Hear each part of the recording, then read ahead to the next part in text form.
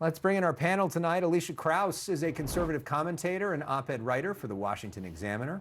Will Rollins is a former federal prosecutor and former U.S. House candidate for the Democrats. Welcome back to both of you. Alicia, let's start with you. Yeah. Do you think we need to nationalize our elections? No, I don't think we need to. I also think I agree with Senator Thune and Senator Rand Paul and other Republicans who have said, no, that's actually not what the Constitution says we should do too. I also think that it's really important for people to understand that the headlines can seem very sensational. I think what Trump means is not send in the troops to make sure, not the Steve Bannon proposal of sending in troops and the battalion to monitor polling places. He wants one place that he wants one hub and the federal government to be in charge of it. But like I said, I agree with Senator Thune, and he says, no, it actually is better and less likely to be hackable when we allow the states, and all 50 states are doing their own thing. Well, I mean, the Constitution literally says that the local governments and the states run the elections, right? Yep.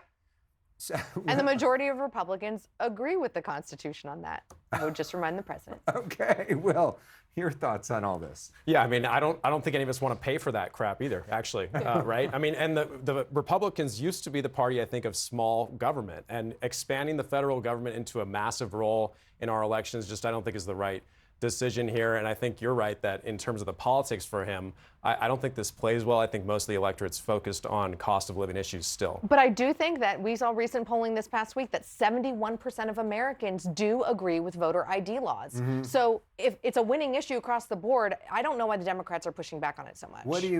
So you think this SAVE Act is a good idea? I do think that the SAVE Act is a good idea. The American people, the American voters say it's also a good idea. This is one of those issues that as a Republican, I'm sitting back and like, well, maybe we will do slightly better in the midterms if the Democrats keep pushing at something like this, like defunding ICE and all of these other things that really in the long term are going to make the American people feel less safe and secure. I mean, you've got to show an ID to buy a glass of wine. You got to show an ID to get on an airplane. Why shouldn't you have to show an ID to vote? I'm not necessarily opposed to that. I think the issue is more, what is the federal government prioritizing? And if you look at the data on this, all of the data shows that fraud or undocumented people voting in elections, that is infinitesimally small. So it's not a real problem. It's not that I'm opposed to it in principle. I think it's just the federal government has other priorities, and I don't think we should be looking at the 2020 Georgia election fraud allegations that have been investigated inside and out. And I think it's a massive waste of tax dollars. And I think, their new theory is going to be that Greenland was trying to steal that election. I just don't think most of the public is interested in rehashing these things that have already been litigated. Well, just like it might not be a real problem, we have to understand that voters, especially the average voter, they do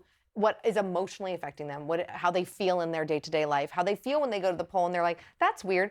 Alicia had to show her ID to get in the Alex's studio. Why shouldn't somebody show this to vote? Just like it's not a real problem that ICE is going around shooting rampantly American citizens, but it is a tragedy that it has happened to two of them. And clearly the president and the White House have noticed that is tainting their image and they're shifting. I don't know, not to give free advice to your party, but maybe Democrats should shift in this area. Yeah. Well, speaking of advice to the Democratic Party, there's something I know that caught your attention, Will. This was an op-ed by Rahm Emanuel, former mayor of Chicago, former ambassador to Japan, former White House chief of staff, maybe presidential candidate, who wrote this, that Trump hands Democrats a golden opportunity. This is in the Wall Street Journal, talking about the issue of immigration, which he thinks that the president and Republicans have overplayed that issue. But look at this section, which was particularly interesting. He says, Democrats will have to avoid the mistake we so often make of telling people we were right all along. Smug superiority is the electoral kryptonite that gets us every time.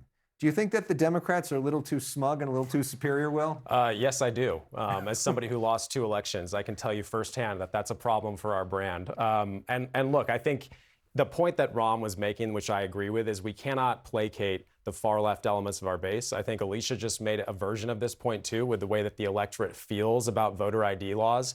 And we need to pick our battles carefully when it comes to the midterms, right? And I think that the president has overreached on immigration. Most Americans do want a secure border. What they don't want are masked federal agents raiding communities, deporting the dudes at Home Depot, going after nannies in parks, rounding up 5-year-olds. Americans don't want that. And they sure as hell don't want law enforcement resources targeting American citizens who are protesting, exercising their First and Second Amendment rights. There's a difference between exercising a First and Second Amendment right and breaking federal law by obstructing federal officers. Well, is that what you think Preddy was doing? I do. I think that it's a horrible tragedy. And as a CCW holder, not in California, because it's really hard to get the sheriff here to give me a license, but as a CCW holder in numerous other states, literally, I felt like the whole first day of training was like, hey, when there's law enforcement involved, maybe you shouldn't have a weapon present. We will see what happens, but he had 100% right to, and I've said this numerous times, and so has my brother from another mother, Ben Shapiro, and I think that the language from Noam and the president and others in the administration was entirely wrong, and I think that both Renee Good and Preddy's death were completely preventable and tragic, but I think that liberals are just as responsible because they're out there stoking the flames and calling them the Gestapo and Nazis and saying, hey guys, you need to go out there and exercise your rights. There's a difference between exercising your right to protest, your right to go to church, your right to pray, all of the things that I believe in, and actually obstructing federal officers. That's where it gets really risky and dangerous, and that is not protest. Yeah. Do you think that Democrats have a smug superiority problem? I mean, I'm a homeschool college dropout from the Bible Belt, and I'm a Republican for a reason, because I think that we actually kind of tend to represent the little guy. I mean, hey, now we have a billionaire in the White House, and we've had some billionaire candidates in the past, but I actually think like $100 billion, $200 billion ballroom and likes golden toilets. But I think that part of the reason why Trump won, though, is because he could appeal to the little guy, because he didn't act like your typical billionaire, and because he was able to speak to the needs and the wants of the American people in the middle of the country and in the Rust Belt that said, he's a little different, and I think he's going to represent me. He did both at the same time, while also having a TV show where he flew around in a helicopter and a private plane. He lived the American dream while telling you I can give it to you. All the rest of it. Yeah. A tower with his name in gold at the top of it. But let's talk, just to end things off. By the way, do you think Rahm Emanuel's running for president? 1,000%. Do you think he's running for president? Yeah. It certainly seems like it. Certainly seemed like that. The story that people really care about this weekend is the Super Bowl, right? So we've got now this choice of two halftime shows. There's Bad Bunny, the actual halftime show put on by the NFL, which will be largely in Spanish. And then the quote-unquote all-American halftime show being put on by Turning Point USA, Charlie Kirk's group, which is going to feature Kid Rock and some other conservative performers competing head-to-head. Which one are you watching? I don't know. I thought that there were 4 halftime shows, because hasn't there always been a lingerie bowl and the puppy bowl? But listen, I like Bad Bunny, but I also love Turning Point USA, and I'm a fan of the free market deciding what they do and do not want to watch. So what do you decide? I don't know. I'm going to somebody else's house. I guess it'll be on them. I'm part of the silent majority that has both Bad Bunny and Kid Rock on their Spotify playlist. So I will be recording both, as a matter of fact, and instead I will be watching reruns of Heated Rivalry, and I would encourage the entire country to do the same thing during the halftime show only. Okay. Yeah. And by the way, the idea of calling it all-American is so insulting. Puerto Rico is part of America. Well, and I mean, and Bad that Bunny, name is ridiculous. Listen, there's a lot of talent in both shows. I'm one of those people that loves to listen to him on my hikes in Griffith Park, but also thought that his Grammy speech was dumb. But guess what? God bless America, we can do that. And people from Puerto Rico are Americans. Alicia, Will, thank you so much. Great conversation. Now to this U.S. force.